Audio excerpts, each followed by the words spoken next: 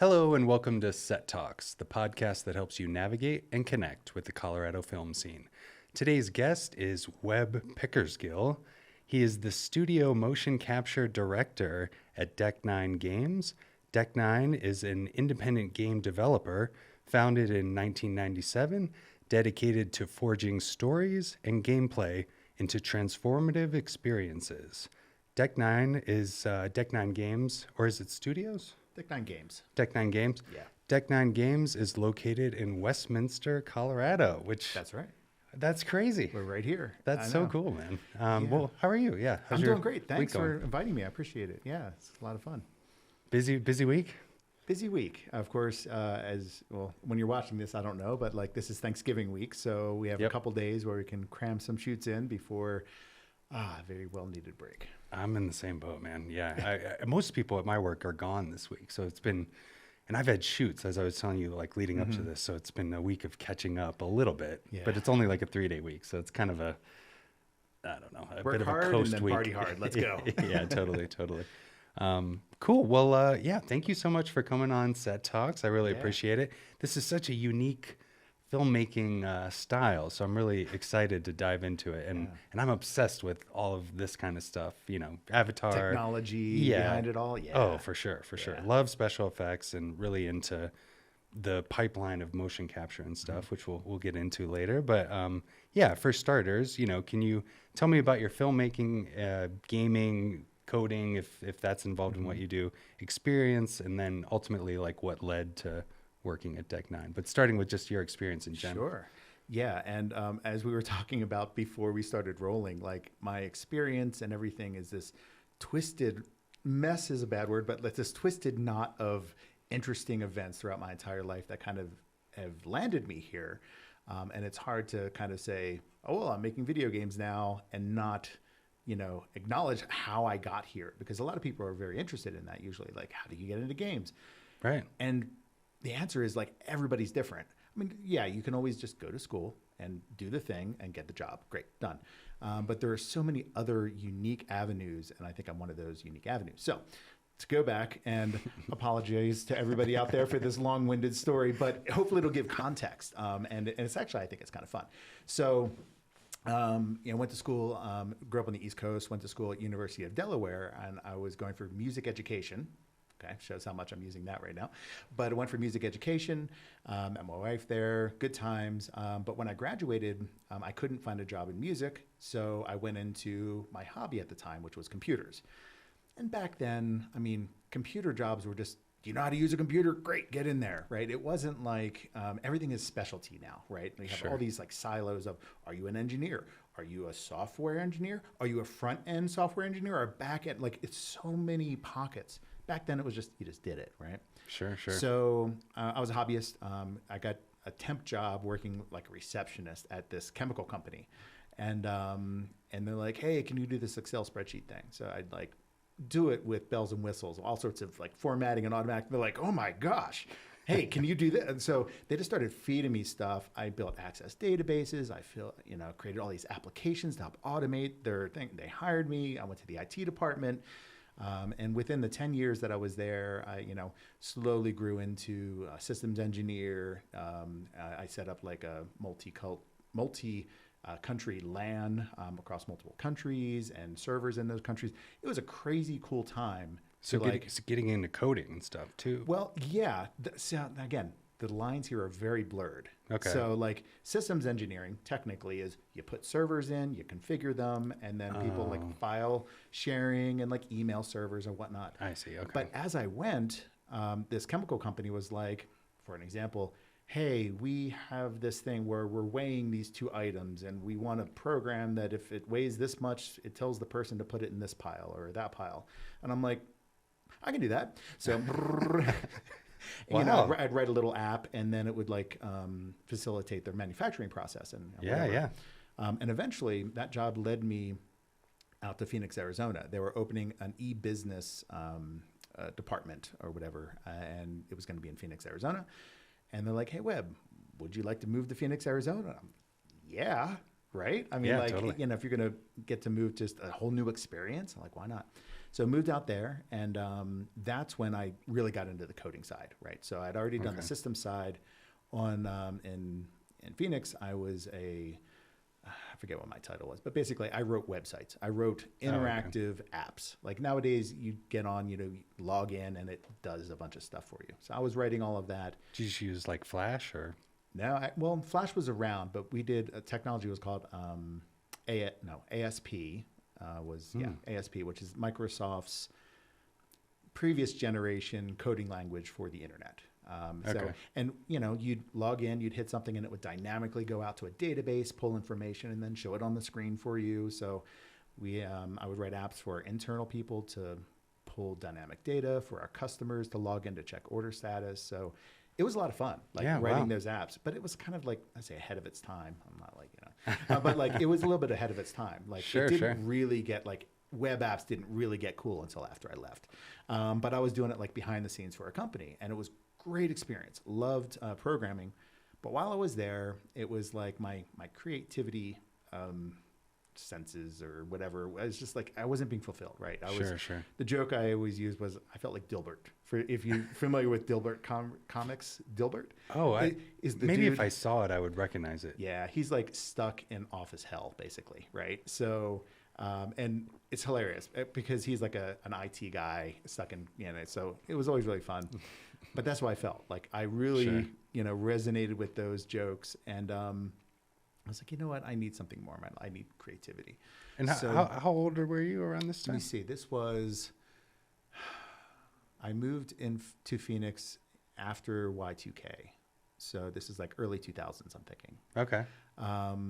Worked there for many years, but then it was like around 2006, 7, 8 maybe.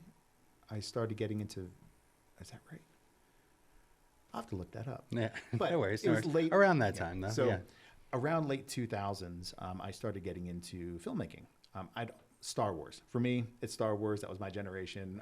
Specifically the visual effects, like lightsabers. I don't know who. Me too. Like lightsabers. Let's just. That was like the first thing I did with After Effects. Yes.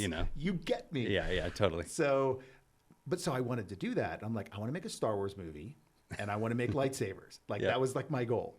So I got a bunch of friends that were totally into Star Wars, and we made a series of Star Wars fan films.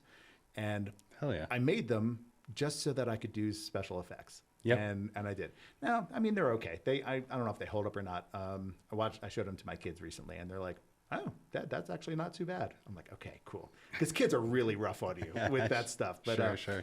So that's awesome. Yeah, so we did some Star Wars fan films, and I kind of got that visual effects thing out of my system because I'm like, wow, this is like really hard. It is a lot of work. Rotoscoping.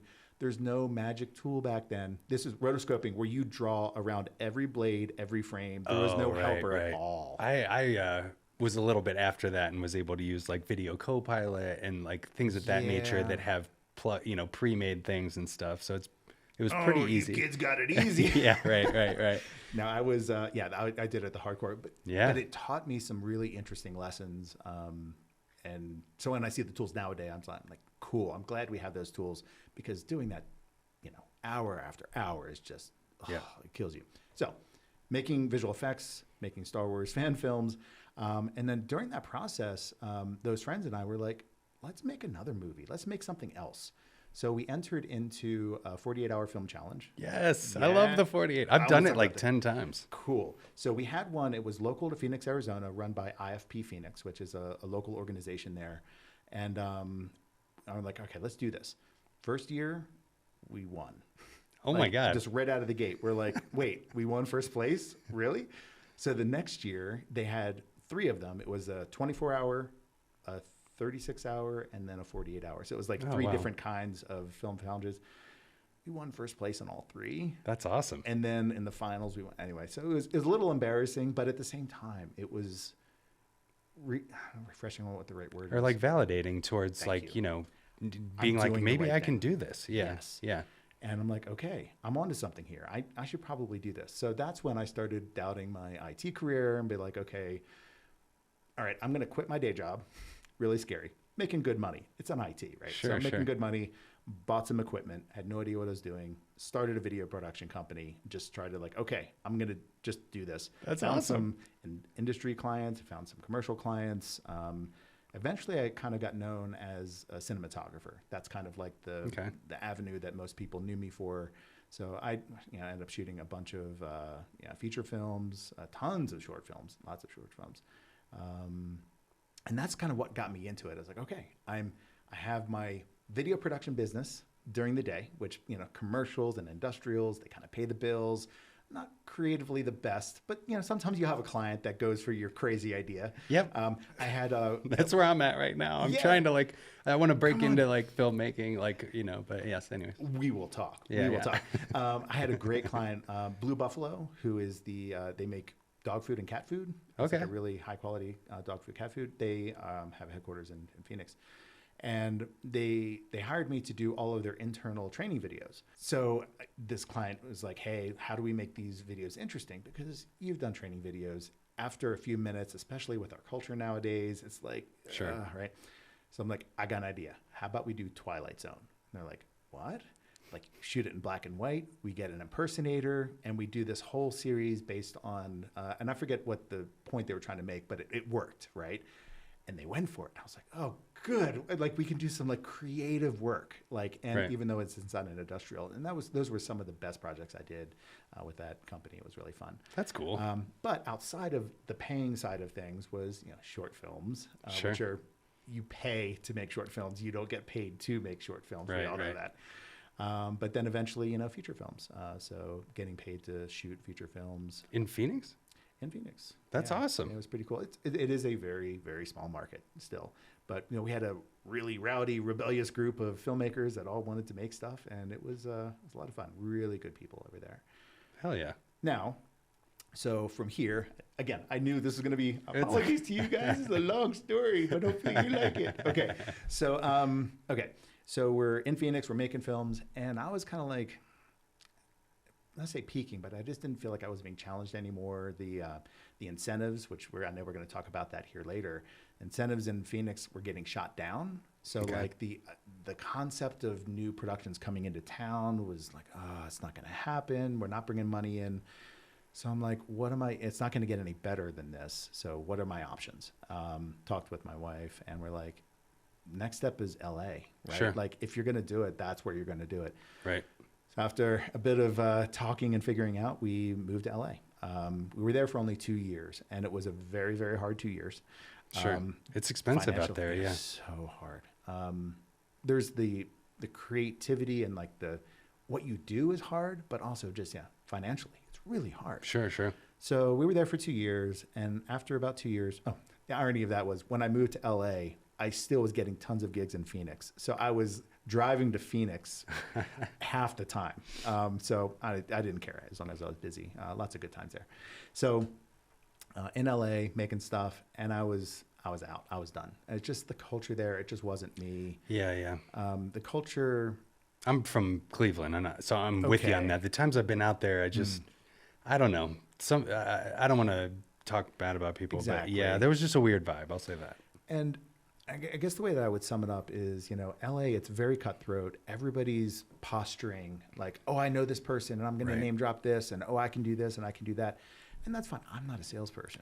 And I'm not like that either, right? Like I can only be me. Like I'm not like putting on a facade or whatever. Like, I can't like be fake.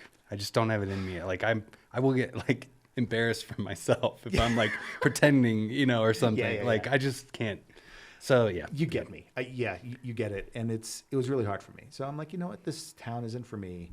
And I took stock of myself, and I'm like, you know what? I made some good stuff. I had made a lot of good friends, made stuff that I'm proud of. A lot of things I'm not, but that's just the way it is with film. Yeah. But I've got, I had a good time.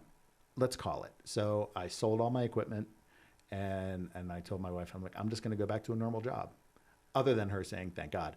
But she's like, well, if you're going to get a normal job, we can get that anywhere. Why? We don't have to stay in LA. And I was like, oh, yeah, duh. Sure. So we opened up the map to the world. We're like, where do we want to live?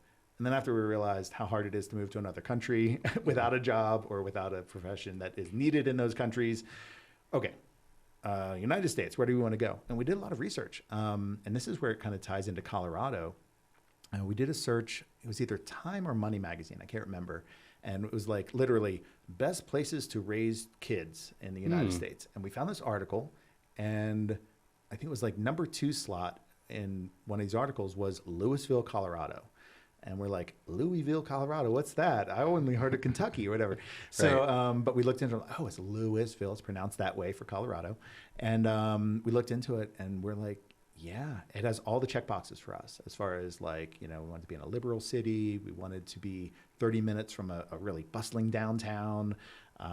Wanted to be near tech because I wanted to get back into tech. That was what I knew. Hey, let's get back into tech. So Broomfield, Westminster. I was going to say, tech. Is that because when I drive by, it's like you see all those companies. I was kind of curious. Okay. I figured plant right in the middle of all that. Of course, I'm going to score a job in tech. Checked all the boxes. So we're like, let's go. Sight unseen. We rented an apartment from That's awesome. From afar, packed up everything, moved to Colorado. Of course, the first 3 months was awful because even though I had tech skills, and I'm really confident with my abilities and my tech skills, recruiters didn't see it that way. Recruiters would be like, well, you've been out of the business for 10 years. And I'm like, okay, I get it. Tech does move fast. But I had guys on the inside still that I'm like, dude, tell me about Windows Server. And they're like, dude, it's the same as it was 10 years ago. And I'm like, okay. I felt validated. But still, recruiters were like, on a piece of paper, you don't look good. And it was awful. Okay. Lowest point, I think, at that point was moving to a new city, having no job. I was crying. What do I do? Yeah, it was really bad. But weirdly, every now and then on Indeed or whatever I was searching, I would search for cinematographer or cinema or a thing like that. And pops up, there's a little company called Idle Minds at the time. And they were looking for a lead cinematic artist for a narrative adventure game. And I was like, okay, video game company. And I'm like, all right, where is this place? And I Googled it, and it was like, it is across the street. So McCaslin Boulevard, there's the apartments we were at, across McCaslin Boulevard and up the road around the corner was this video game company. I'm like, what are the chances? Yeah, right? That it's like right across the street. So yeah, of course I, really did my best for the interview and everything. And apparently they liked me, so they hired me. And I've been there ever since. That's awesome. And so you originally got hired. What was the role? It's called lead cinematic artist. Okay. Which is in the description, which is why it popped up for me is, directing actors, editing, shooting, lighting. And I'm like, that's literally all the things I was doing. Sure. And I had tons of reel to prove that I could do it and everything. So I was like, I am who you want, And even though I'm not a salesperson, I was pretty confident in that interview. I'm like, right? Come on, guys. That's cool. Even my boss now, he jokes with me about how overly excited I was at that interview. And I'm like, okay, I'm sorry. I was really excited, but it was really a perfect match. Sure. So one of the first projects that I got to work on, it was a mobile game. It was a narrative adventure game, of course. But weird things happened and the project got canceled right in the middle of production. We had just got done our first VO session. So we had a bunch of VO. But the project got canceled. Luckily, we were able to use that VO to make a demo internally that we could then shop around to other publishers saying, look, we make narrative adventure games. On that shopping list was Square Enix. And, they learned from us. So Square Enix makes games like Final Fantasy. Okay. They've got a huge lineup, huge company, multinational. I think they come from Japan, but they have offices in London and other places. And so we shopped to them, and that's when they came back and said, hey, we have a property called Life is Strange, and we're looking to do a prequel to our first Life is Strange game, and we're looking for another company to pick it up. The company that made the original game was moving on to a Life is Strange 2, and they were looking for somebody to do a prequel to the first one. So kind of like tag teaming here. So after a very vigorous vetting process with them to make sure that we were up to snuff and everything, we got the gig. And over the course of the next 2 years, I believe, we made Life is Strange Before the Storm, which is the first project that I worked on that got shipped, which is a big deal in the video game industry. And I was the co-game director with Chris Floyd, who was my compadre in the game direction realm. So in video games, game direction is the equivalent of a director for a film. It's called game director is the title.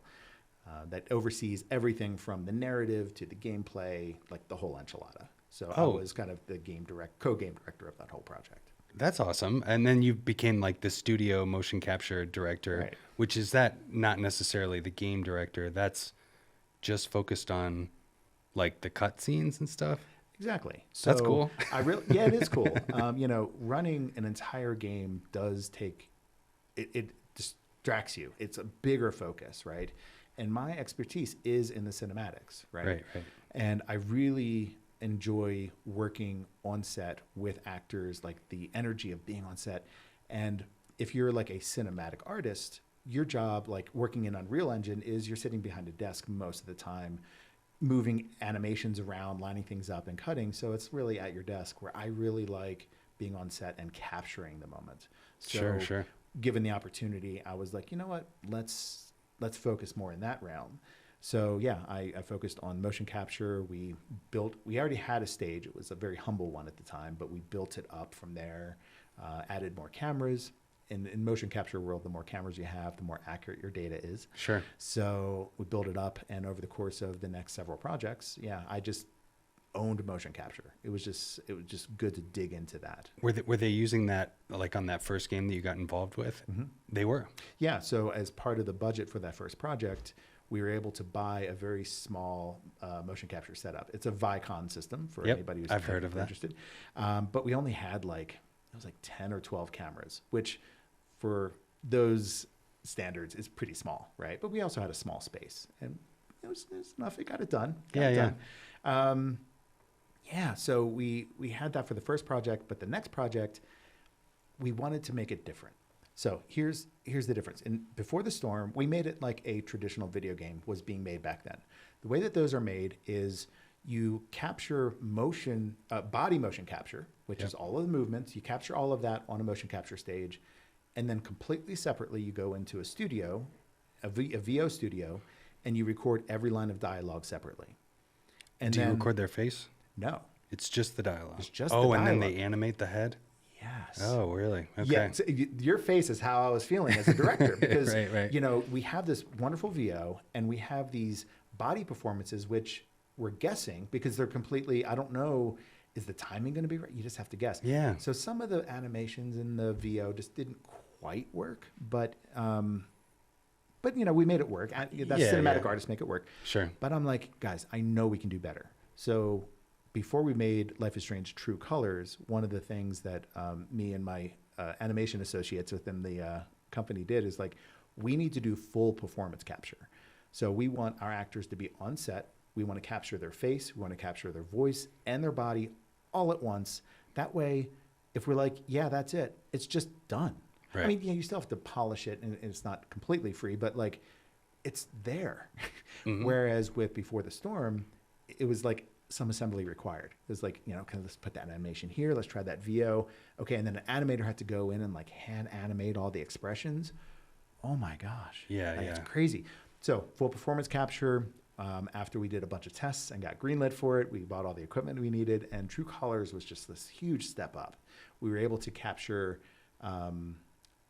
full performance. So it's a Faceware is the company. It's a helmet system. It looks like football bars that come out. Yep. On the end, you've got a camera, and that captures 9:16 basically of your face as much as it can.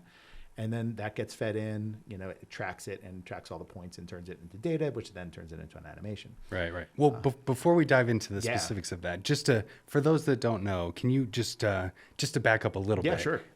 If you could just walk me through, Deck 9, what are some of the most popular games that people might know now, and kind of, obviously they're a video game studio. So, but just for people that don't know, what would be some popular games that they have made in recent years? Right.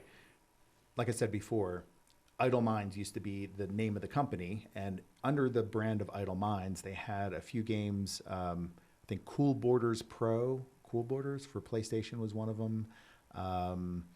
And Pain was another famous game. Pain traditional video games back in those days, it was like you launched giant humans with a giant rubber band into buildings to try to cause as much damage as possible. Super fun. People love the game. So those are the early days of the company creating traditional video games for PlayStation. It was this switch over to let's do narrative adventure games. It was a very deliberate switch, which is why they hired me to start with. And that's when we did Life is Strange Before the Storm. After that, we did Life is Strange True Colors. And then behind the scenes, we did a remaster of the original Life is Strange. So I worked on the technology for capturing to do the remaster.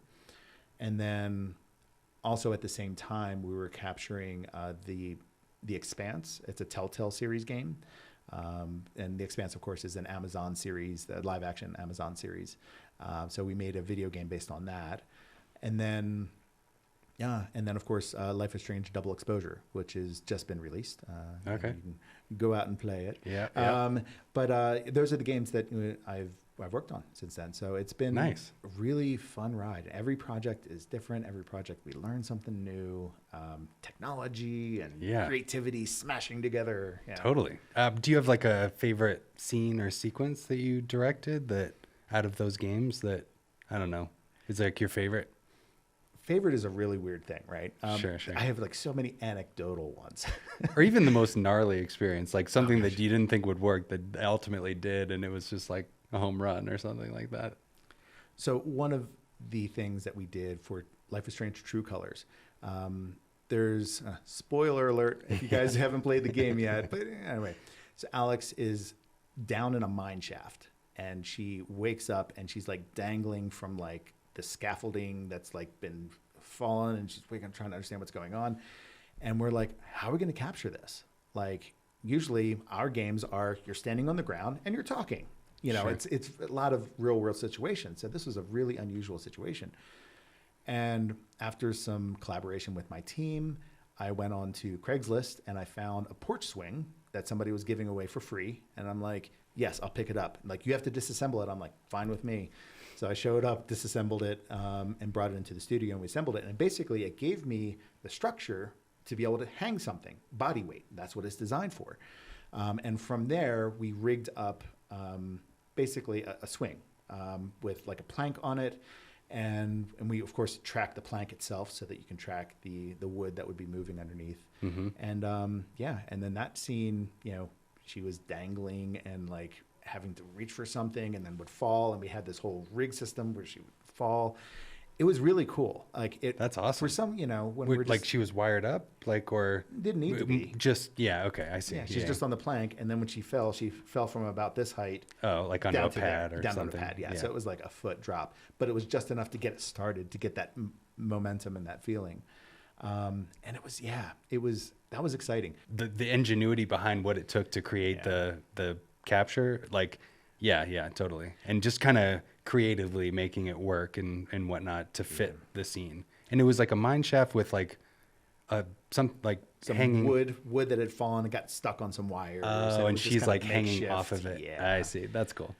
Now from there, working on the Telltale game called The Expanse, that's all in space. So again, we were like, okay, we have a lot of things that we don't know how to do. We're used to standing on the ground talking to one another. So how are we going to do this? That's when we hired Zach Andrews, who's the performance director for that game, and working, he did a lot of R&D, figuring out really creative ways of doing zero-G stuff. Right. And those are fun too, because we use the swing to do all of our gameplay animation. So if you play The Expanse and you're playing as drummer and you're flying around in space and you got and you kind of like maneuver, that we hired an aerialist, and she kind of got up in this little she put on like a harness, and then we captured all these animations suspended on that rope swing. And I was like, yes, 2 for 1. Yeah. I got 2 games out of this thing. But from there the rope swing is big, and you can't act around it. It's like a one-off thing. Sure. And Zach needed some scenes where you'd be acting, and then all of a sudden you'd just take off and float somewhere. And they came up with all these really fun and unique rigs. One is kind of like this, I think they called it a spider swing. It's like a circle reinforced aluminum with like a webbing, and they'd put their feet through it, and then you'd have a couple stagehands Oh. lift it up and just carry them across the stage. Yeah. And either that or it would just look like they're floating. They could move their legs around then. Nice. So yeah, we'd do things like that. Sometimes we'd shoot stuff on our sides. So like we would turn the world this way. Okay. And then we got like Just have them lay on like a box with wheels or something. exactly like a mechanics slider that goes Yes. underneath the car. Right. We put them right. on that, and then we'd slide them, and it looks like you're flying this way, even Nice. though you're actually just sliding along the ground. Right. So every time we'd see, in the script what they were calling for, we were like, "How are we going to do that?" Like Sure. it's kind of like green screen. Like you can cheat a bunch of stuff, but Right. you can cheat even more in mocap because it's just a bunch of markers. And as long as the data looks right, you can do anything you want. It's super fun. No, that's awesome. Well, yeah, let's dive into the technical side of that. So, Yeah. can you tell me, number one, you guys use Unreal Engine? Yes. Yeah, we used to use Unity for Yeah. our first game, but it's all Unreal these days. Yeah. I used to use Unity to make like VR experiences for my work, and then Yeah. I got into Unreal Engine just because I don't know, it just the interface, something's better about it. I don't know, but yeah. so yeah, can you tell me about using Unreal Engine, the motion capture pipeline? Like you touched on it before, but maybe if we could cover that again, just like you're capturing the body mechanics in one method, you're capturing the face in one right. method. Can you talk about the pipelines for each of those, and also like just how are you syncing it up and stuff? Of course. So I guess maybe first would be Mocap 101, right? Like, Yep. so what anybody watching is like, what's mocap or whatever? It's the guys wearing the black unitards with all the little white dots all over them, Yep. for lack of a better term. They're called markers, and I'll say markers to be professional. But basically, your motion capture room it's a space. You have like an array of anywhere where I think we have like 26 cameras right now. But the idea is each one of those markers is just in 3D space. So the more cameras that can see each marker, the more confident it is that, yeah, that's where that marker is. And then, of course, you put markers all over the body, basically at joints. And it, in real time, is triangulating all these dots, and it's recreating a skeleton of the person who's moving. Right. And then from that, and this, of course, it does all of this in real time at 120 frames a second for up to, well, we do up to 4 people at a time. So it's like incredible horsepower of just figuring out, recreating this motion. Is it just the capture, or do you have the 3D scene already built so you can kind of see what it roughly looks like? Yeah, we used to just capture, so you'd only be able to see it in Vicon. You'd see like the point cloud and maybe that skeleton. You'd be like, okay, that looks good, but then you'd have to wait a month for it to get into the game, and you'd see the final thing. You'd be like, oh, that looks really cool. But now, like, technology just moves so fast, as you know. Yeah. There's a thing in Unreal called Live Link. And Live Link allows you to send real-time animation data into Unreal. It interprets it in real time, retargets it in real time, and then shows you the result. So Vicon has Live Link data export, and we consume that, and we attach it to our characters. So yeah, we have a visualization machine in our mocap room, runs Unreal. You bring it up, and we attach to Vicon, and we just say that character uses that stream. And before you know it, we're puppeting the actual character from the game in the actual environment. It's so helpful for actors, right? Because actors, they read the script and they're like, okay, I get it. I'm in a bar or I'm, wherever. But when you're like, hey, here's the bar, and they can like watching them stand up at the screen and go, look, it's me. I bet that would help their performance to just know. I mean, not that they wouldn't trust you guys to create the environment, but to be like, this is the environment you're in. Yeah. So I feel like their commitment to the acting, not that they maybe wouldn't do it anyways, but like might be like a little more at ease. Like, this is going to look great. Like, Right. And it does help. And I can show them, hey, look, I know I'm asking you to look over there because there's supposed to be some eye line to something. I moved the camera in Unreal to where they are, and I said, this is literally your point of view right now. And they're like, oh, I get it. Okay, cool. Oh, that's cool. Yeah, so now I can be like, this is what you're looking at. And then, of course, we say, okay, point to where you think, in the mocap room, it's just like this. It's just like an empty room. Point to where you think it is. And they point. And like, nope, to the right a little bit, to the left a little bit. Okay, right there. Okay, and then we put a mark on the wall. Tennis ball over there. Exactly. And it's like, okay, so when I have you look at that, you know what it looks like because you can see it in Unreal. But that's the mark on the wall is what you're looking at. And they kind of piece all that together in their head. So yeah, the theater of the mind for motion capture actors and for green screen actors is huge. Yeah. No, it's awesome. Yeah, it's like black box theater in a way. Like, well, can you touch on? You mentioned LiveLink, and I know like Metahuman Animator can connect with LiveLink, which I've played with before a little bit. Which is I don't have suits, so like that's I could I've played around with that because I can just do it at my computer. Can you talk about that? So like the head rigs, is that what you guys use, Metahuman Animator? So no, we don't. And Okay. so Metahuman Animator was just announced, I think it was like 2 years ago or something. So our pipeline is still the one that we've developed over the years, and it involves different pieces that then get glued back together. Right? So you capture the body, you capture the face, we time code sync everything, and then it gets reassembled on the back end.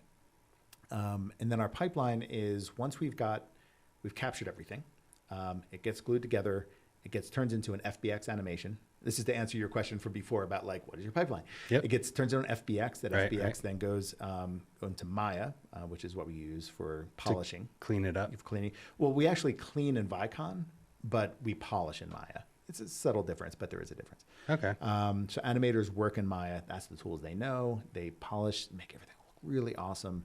And then when they're done, they export an FBX, which then goes into the engine, and that FBX is the one that you see in the final game.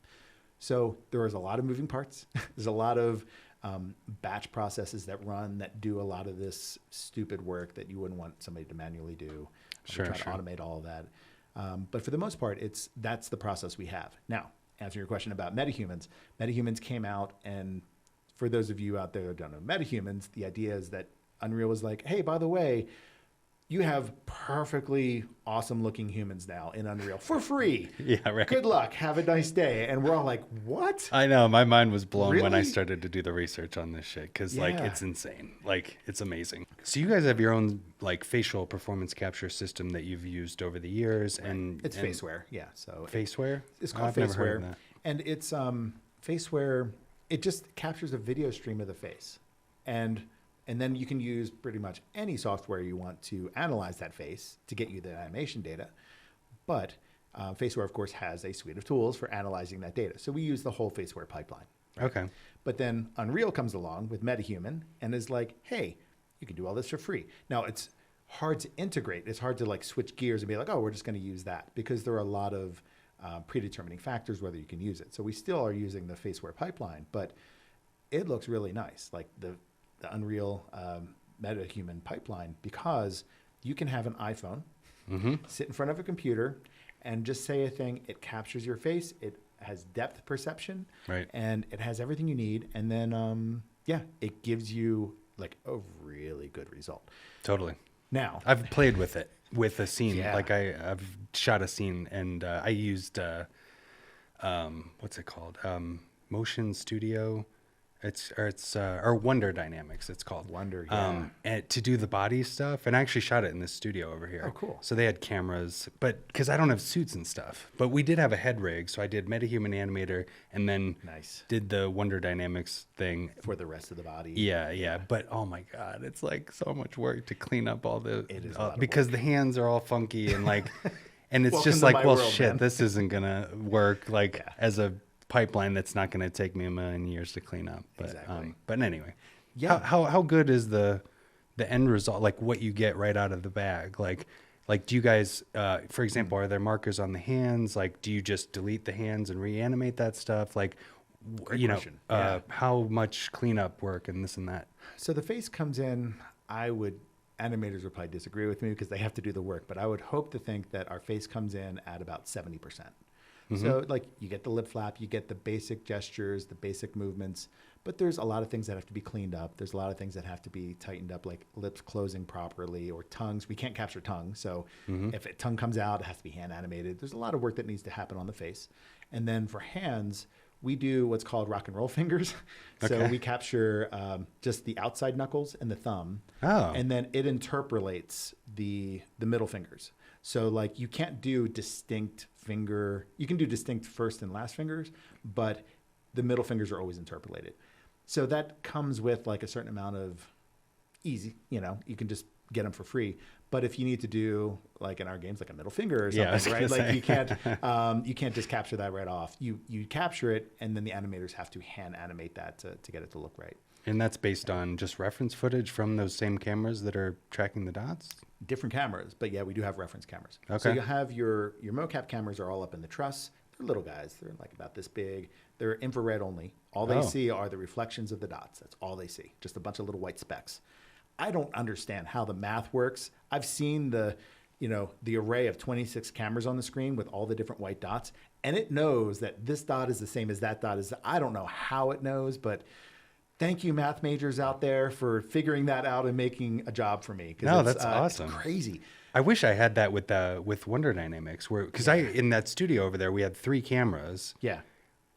But I just have to kind of pick the one I think will work the best. It'd be nice if they somehow worked all together to give you the end result based on 3 different cameras. There are Some other systems that do that. Exactly. Like with iPhones set up, I've seen. Yes. I can't think of the name of the software, but anyway, There's that's a lot awesome. and that stuff is available, to everyday people now, which is Yeah, great. yeah. You just grab a couple iPhones and it does real time. We call it markerless tracking, Right. And it just tracks you and gives you an animation. Now, those animations turn out pretty good, but like you were saying, again, it's like it gets you like 70-80%, and you Right. still got to do a lot of cleanup. Yeah. And when you have the quantity of animations that you're doing for a game, you can't afford that. Like your animators would just be spending so much time cleaning up. So my job is continually, how do I get capture as clean as possible so that it gets to the animator as done as possible? Sure. And it's a never-ending battle, and one that I can never win, but I just keep trying to push the bar as much as I can in that direction. No, that's cool. So like, just out of curiosity, I mean, the facial stuff, is that tweaked and enhanced in Maya or? In Maya, all of our animation tools are currently in Maya. So. And then you bring it into Unreal. Right. Yeah. So cool. the animator will get. So the cinematic artist does it first. So they'll chop up the animations, pick the camera angles, and basically shoot the scene as like an editor / cinematographer at the same time. Mm-hmm. Once that is locked, it then goes to the animation department. So they'll get a shot. Okay, in this shot, I have this animation of this person facing this way, and it's 3 seconds long. Cool. I polish that. No, that's because cool. I know it's on screen. I know it's going to be seen. And that's one of the challenges. Like, animation can't do their work until we're locked on cinematics. And you can't be locked on cinematics sometimes until like this whole progression of things that have to happen. No, I get it. That's what I ended up doing. Because it was like, well, shit, I'm not going to clean this whole thing up. So it's like, okay, I'm going to set my cameras up first. Yes. So that way I'm just doing what I need to. Like if the legs are a little funky, but the shot's a bust shot, then I'm just working on what's in the shot. So like Big I did that brain. exact Good same job. thing. Yeah. Just based on that's where you naturally go to try to do, okay, what's the least amount of work that I have to do, which is still a lot of work. But it's a legit question. I would giggle because it sounds like you're being lazy, but no, you just want to make sure that the effort you are giving to it is going in a place that matters. Yeah. You don't want to be cleaning something that's like legs under a table that you're never going to see. Why waste any time with that? You know? No, that's awesome. And so it captures it pretty well. Like, I mean, they still have to tweak stuff and enhance it, but like, it's a pretty good capture. Yeah. That's and cool. We're always dealing with the biggest issue in this process is what's called retargeting, right? So you have a human who is whatever proportion, whatever height, doing an animation, and then you have the character in game that is this height at this proportion. And there's a process that says, okay, this information goes onto this joint, this goes onto that joint, and that process can really easily get borked. So you'll have like 1 week we're shooting and everybody's head was like 6 inches into their chest, or their butts are sticking out like giant ducks, or their feet are stuck up like elves. It's hilarious when it happens. It's funny as long as it is like, okay, we got to fix this. Sure. But it's still in the moment you're like, oh my gosh, our job is so weird. Do you guys use that retargeter that they just came out with? Yeah, there's... Because like, holy shit, like I was doing that. I took like an 8-week course on Unreal Engine. Wow. And in the middle of the course, they came out with that.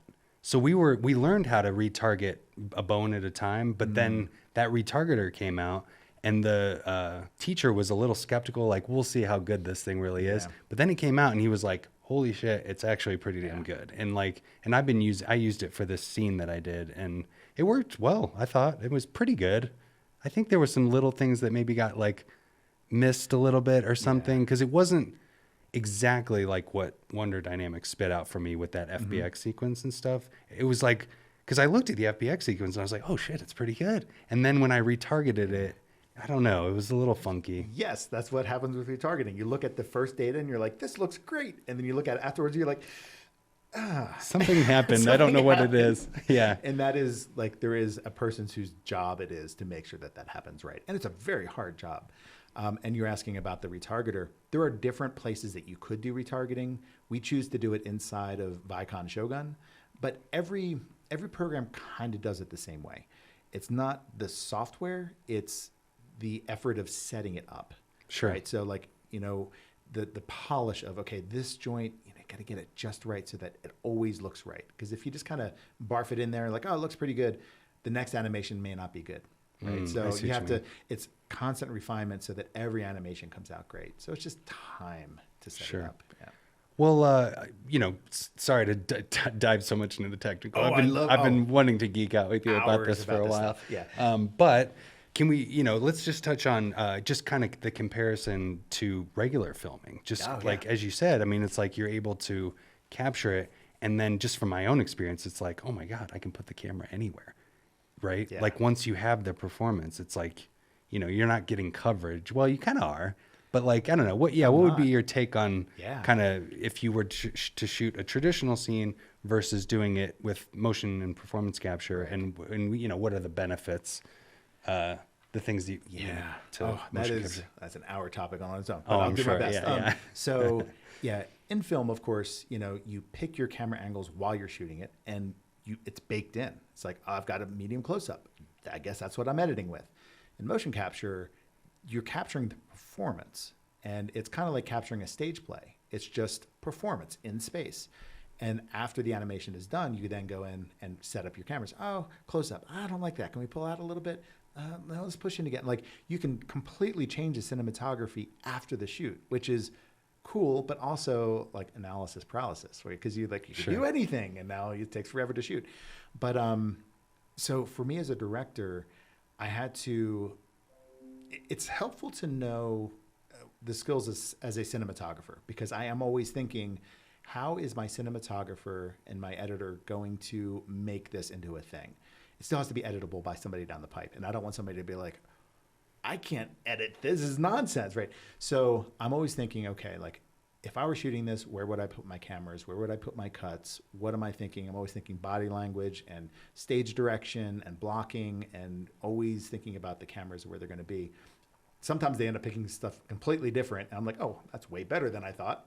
But it still works, right? So I don't know necessarily what's going to happen in cinematography. Sometimes we get previs, and that's great, because now they've done the previs. I can say, oh, I see exactly every shot and kind of what's happening. And now I can plan my mocap shoot. Sometimes we do those shot at a time. If it's very technical, like a stunt or something, we shoot it shot at a shot, just like you would with live action. But sometimes I'm like, oh, I see what they're doing. I can just string all this together and just get it all in one. And then they can chop it up later and do individual shots on everything. Okay. So previs is super helpful in that way. I was going to ask you about that. Yeah. How often do you guys like storyboard out every shot or do a previs? And it's a balance, right? Because you could previs the whole thing like Pixar does with their movies, but then you can't. It takes forever to get started, right? Or you could do nothing, but then you're figuring out stuff late in the process, and if it doesn't work, you have to do reshoots. Right. So there's a sweet spot in the middle where you find the stuff that you know is going to be either technically complicated or just the timing of the edit is going to be really tough. So you're like, yeah, let's do a previs of this so that we can make sure we're getting it right. And you just do the parts that you need to. Sure. You don't need talking stuff.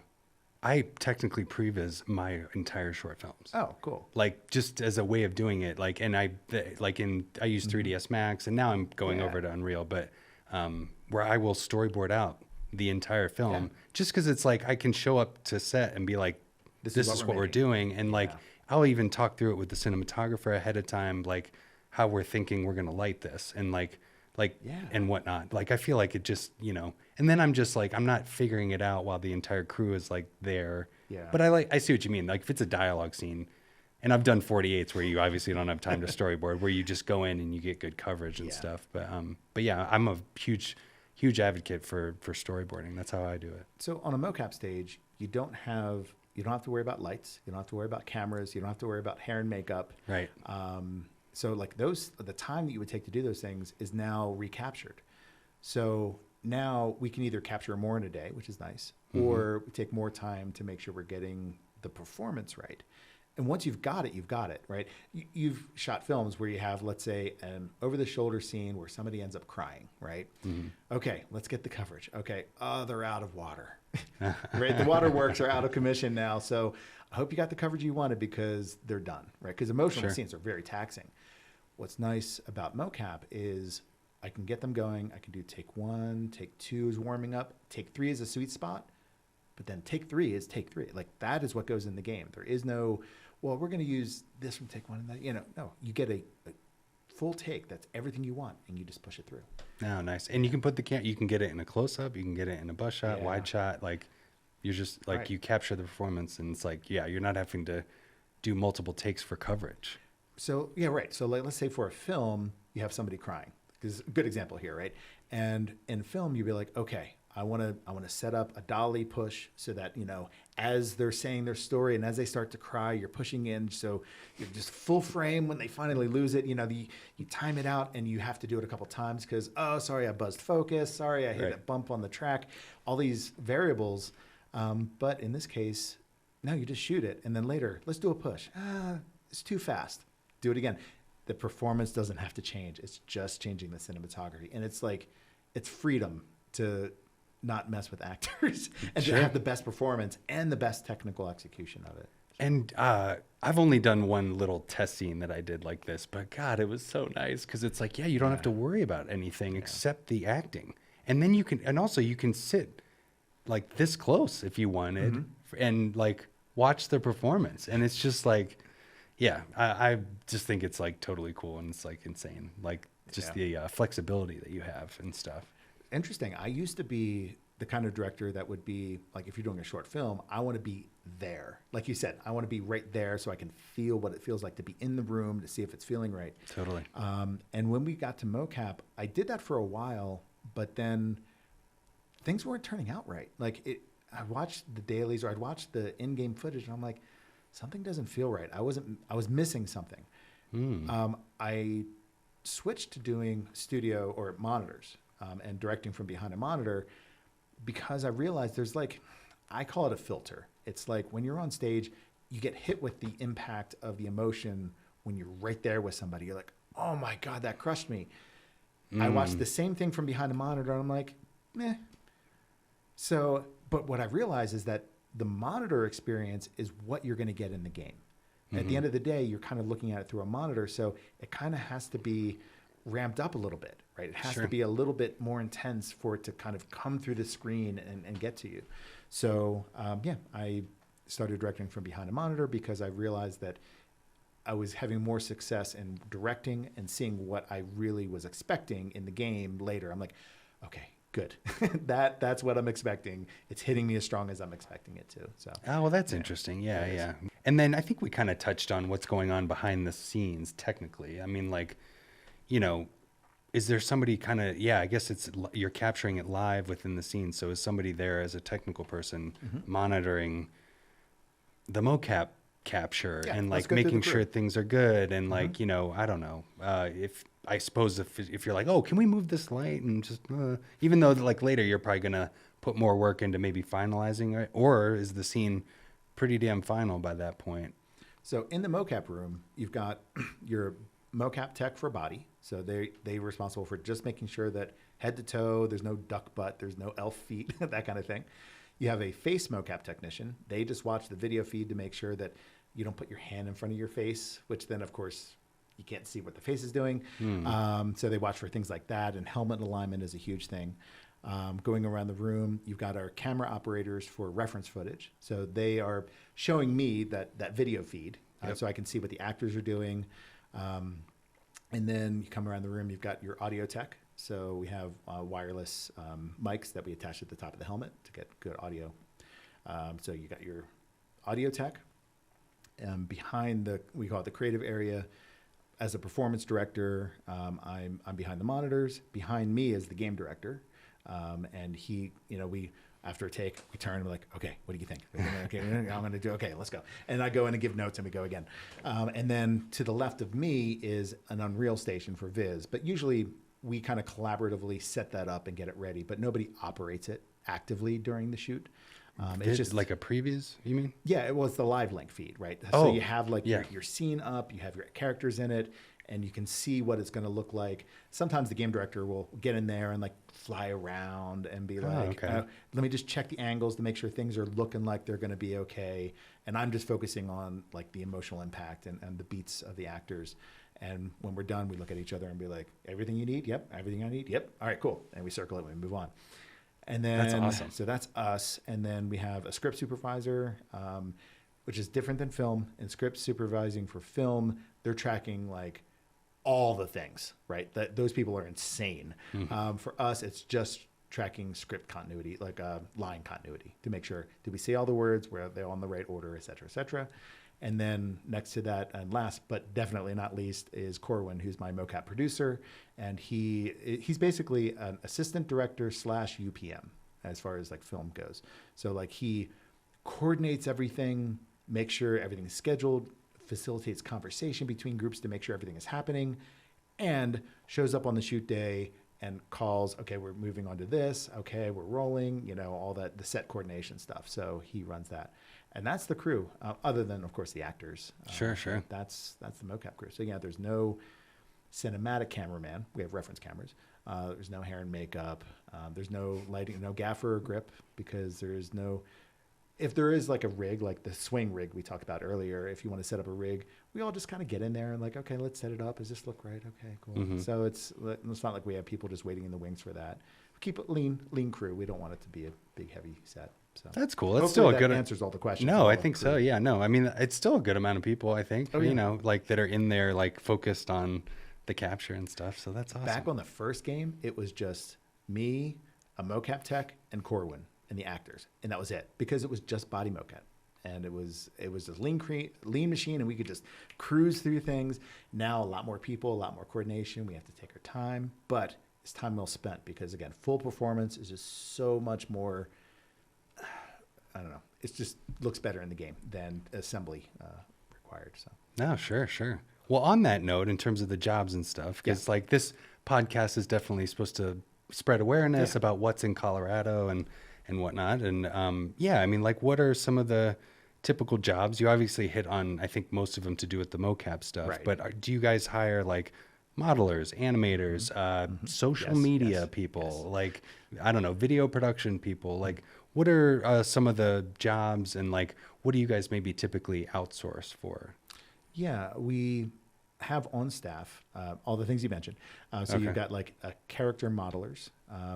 We have environment modelers, so like your cups and tables and buildings and stuff like that. In the subcategory of character models, you also have people that their entire job is creating face expressions.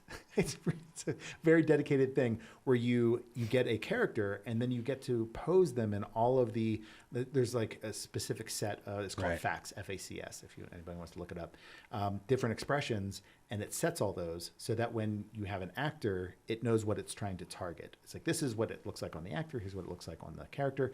There's like a whole sub-profession for that. So we hire for that.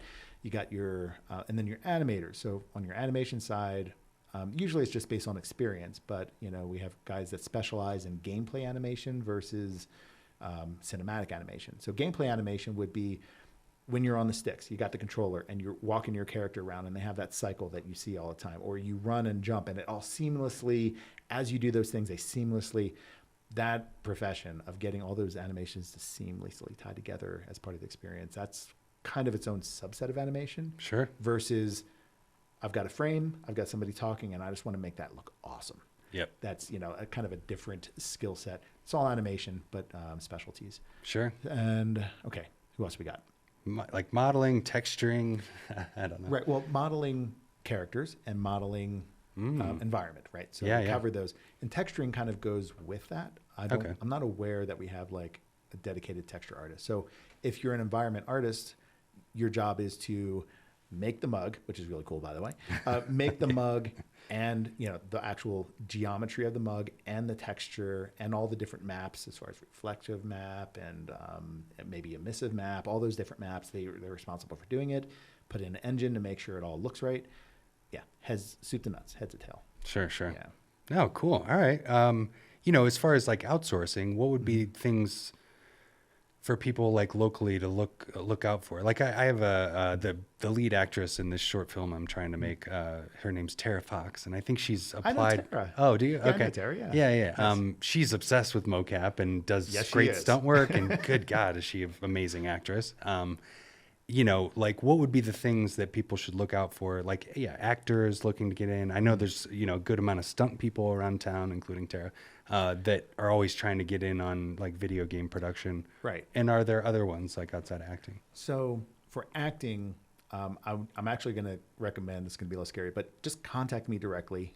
I'll give you contact information. We'll figure out how we get it up there, because Deck 9 Games has a perpetual open casting call. Okay. We had done a casting call in April of 2024, earlier this year, and it was really successful. Like, we got tons of actors. We got to know, we got their vital information, their demo reels. I can now very quickly search and find, oh, I need this demographic, or I'm looking for this, and I'd watch a couple reels and be like, oh, them. But it was so successful. I'm like, why don't we just keep this open like forever? So we don't have it on our website yet. I should probably do that. But there is a link where when actors ask, I send them the link, and it's a Google form, and you fill it out, all your specs and your contact info, and then you upload your reel, your resume, and it comes to me. And then next time you need a person, I look, and there you are. Cool. So acting is really easy. That answer is easy. Okay, the other ones. If you're local and you want to do like the modeling or that kind of thing. If you're local, fortunately or unfortunately, probably unfortunately, because of COVID and because of the whole quarantine thing, we used to be like a local only company, right? So like if you want to work for Deck 9, you move to Colorado and you work here. But since COVID came about, people are like, we can do this. We have to work from home. Have to. So Right. Can my home be there? And of course we're like, well, yeah, of course that's reasonable. So our team, not say scattered, but we are definitely across the United States. There's a very small few of us that are actually coming to the office every day, like myself. So if you're local, that is I kind of see it as a boon. It's like, oh, you're here. Awesome. I love local because there's something that gets missed. Like when you're working online, you see the 2D thing of the Zoom person. You're like, they're still human and everything, but there is something that's just not great. Right. Versus see them in the office around the water cooler, and you're like, hey, how about this thing? And you just building that reputation, that rapport. Totally. So anyway, I digress. So you've got these, if something opens up locally, just keep a lookout on our website. We have a careers page. We post things there. I think we cross-post to creativeheads.net, if I'm remembering the website right. It's another recruiting website for like entertainment and video game industry, a big one there. Okay. But like submit through, I don't know if it's going to help, but like contact me or something saying, look, I submitted for this. I'm local, just to get somebody to let them know that you're local, because I think it matters. I think it's, and I would let whoever the hiring manager know, like, by the way, this person contacted me. They're local. Don't know if that helps, but just to let you know. Sure. So I'll do what I can there. Yeah. Cool. Well, do you have any advice for those people as far as like the, preparing themselves to give the best shot, whether it's like demo reel or, previous work? Like we want to know that you've worked on a game before, or at least have the chops to execute and stuff. Exactly. What would be the best way for people to prepare and, So I can't speak for all the departments, and my department is kind of weird that way. I run my department a little abnormally than most. But I would say the best rule of thumb is, always have yourself a demo reel that shows your most current and best work. If your most current work isn't your best, don't put it on. Because, if you're looking at 100 resumes and you're looking at 100 reels, we're all human. Like, we're going to skip. We're going to skip around a little bit. So you're going to watch like the first, 10 or 15. And if that's interesting, you're going to keep watching. So you have to have the best stuff at the beginning, and it has to be up to date. 10 or 15 seconds 10 or 15 seconds into it. And Okay. if you're not keeping me, then I'm moving on to the next person. Sure. You've got to come out strong. Demo reel, show me what you can do. Show me the final result. the other thing is make sure that you're clear about what your responsibility was on that shot that you're looking at. Sure. Because I've gotten suckered, but I've seen a few demo reels where I'm like, oh my God, they worked on that. And then you're like, oh, they were the insignificant thing here. Not saying jobs are insignificant, but it's like, this is not representative of what they did. Right. And it was misdirection. And I was kind of angry. Sure. I've seen that. So it's like being clear. I was the rigging animator on this. I was the polish animator on this. I was the environment artist on this shot. I was the lighting artist, whatever that is, to be clear so that you understand. Because some people will do like a montage reel of all the things they do, and it's confusing. Wait, right. I was an animator on this. I was a later on that. Anyway, one reel, one profession to keep things clear. Right. So yeah, for me, it's that. And even in Mocap, the thing I would open up a little wider for Mocap would be, Mocap is so new. Like, this technology is so bleeding edge. It's not like, well, show me your pedigree of motion capture experience. Like, well, okay, dude, it's been around for like 20 years. So what do you want me to show you? Right. There's not a lot of history there. So for me, just show me that you're doing stuff. Like, we've hired guys where they're in their basement with like Blender and like iPhones and like doing this short film stuff. And we're like, dude, you figured it out. You were interested. You were passionate. You figured it out. And yeah, it might be rough around the edges. Everybody's is. But like, that passion you can't replace. Sure. So I want to talk to you. Yeah. Sure. And at that point, it's whether or not you're compatible personality wise, but that's what gets me in the door, or gets you in the door for me as a motion capture. Oh, well, that's really interesting. Just even that proactive, like, hunger to figure it out. Yes. Because not everyone's like that. Yeah. Where they'll go, where you'll ask them to do something and they'll go above and beyond naturally. Right. Like, where it's like they have to be told, like, I don't know, or whatever, versus people that are going to be proactive about giving 110%, I guess. Yeah, it's funny. I was talking with somebody about this the other day, that there are essentially two camps of people. One camp of people is when they hear something, they'll go above and beyond or offer like, oh, I'll do that. Or they volunteer for things that aren't their job responsibility, or they're passionate and go figure things out. And then there are people that just like to, this is what I do. Tell me what I do. Yep. I'm going to show up. I'm going to do it. I'm going to go home. And neither is right or wrong. They're just different personality styles. Right. And there's actually really good value in both kinds of people. If an entire company was one way, it would fail. If it was the other way, it would also fail. Right, you need a blend of those people to keep a balance there. Of course, we're the passionate, let's just do it, let's go. Yeah. So that's why there's two routes into this industry, right? You've got if you want to be in your basement, figure it out and show me what you've done, you'll get in with me at least, right? Whereas the professions that have been around a little bit longer are going to have a traditional route. You go to school, you create your demo reel, you put it out there, you interview, you get your job, and you do your job. Great. So you can get in multiple different ways. Sure. So, yeah, just don't think there's only one way. And those are just two examples. I mean, you could, I don't know, there's other ways of getting in. I'm curious to hear your story out there, like how you got into the industry. Yeah. Sure. Well, I love that you, have such a respect for local, and we actually met in person for the first time at that Denver town hall. That's right, the town hall. Yeah. Or I'm sorry, not Denver. It's actually called Colorado Film Industry Town Hall. We met in Denver for the Colorado town hall. That's right. Yeah. So I don't know, and I know we talked a little bit about that at that event, but like, and I know you've kind of been focused on working at Deck 9, but like, I don't know, do you have like a take on the industry around here in terms of video and film? Because like, that's why I moved here 6 years ago now, and that's why I started this podcast. This is my little investigation of like trying to figure it out. Just, and they mentioned a couple of the things, like people are siloed and, and this and that. And like, we need more infrastructure, and certainly the tax incentive is a big one, but, exactly.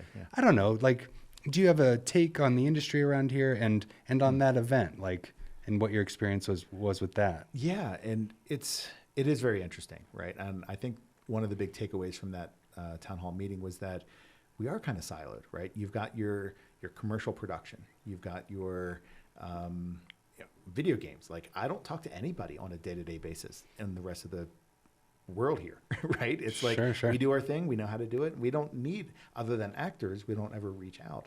So like, attending that event was an eye opener of like, yeah, there's probably good value in just connecting with people who do similar tangentially, entertainment jobs, because you could, I don't know, I could meet somebody like, oh, you'd be a really good this, that, the other in my industry, but you don't know that. Sure. Until we connect. So I am looking forward to, coming out of that meeting, some kind of connectivity tissue, right? Where we can start just having a place where we could go to say things or ask for resources or see what resources are available.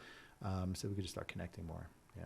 No, for sure. Yeah. I hope that there's more events like that, that they had something in, Cleveland, where I'm from, once a month, where it would be like there was an organization that was just focused on the tax incentive. It was like the Ohio, film office or something. And they would have these monthly events where they would give updates on the tax incentive and talk about films coming into town and like give updates and stuff. And even like you said, to just go there and have a drink with different people and like meet people that you wouldn't have met otherwise. Cause we're all busy as hell doing this kind of work. And, so it's like, even just having those kind of events. And then as far as infrastructure and like the tax incentive, I am trying to get more people from like the government, I guess, that in that office for that here in Colorado on the podcast to just, what's up with the tax incentive? Like, as far as like, why would people not want to come film here? Like, and it would, a tax incentive would make so much money for the state. And like, I would just be interested to hear their take on kind of why we landed where we landed with that. Maybe there's so much tourism here. They just are like, we don't need more people coming here or something. I don't know.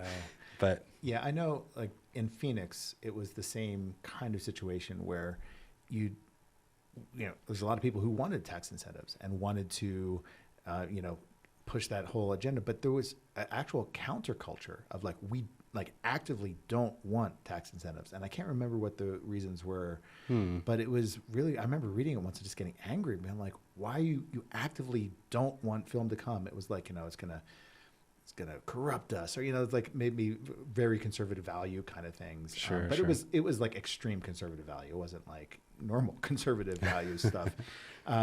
So yeah, I wonder if it's some of that, or like you said, is it more passive where it's like, no, we're doing fine. Yeah. We don't need it. We're good.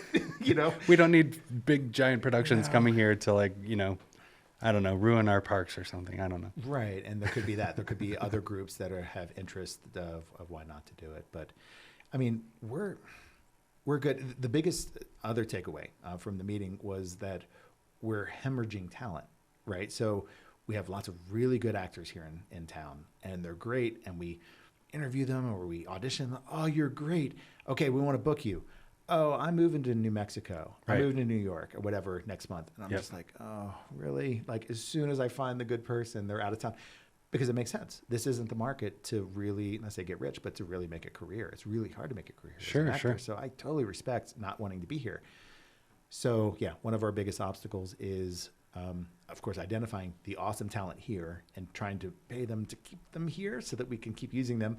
And then, of course, adjusting our budgets so that we can bring people from out of town that were from here. So it's it feels still local, right? Like, hey, you were from here, you moved away, but come back, stay with mom and pop and come do a shoot for us for a couple of days. So, yeah. Oh, cool.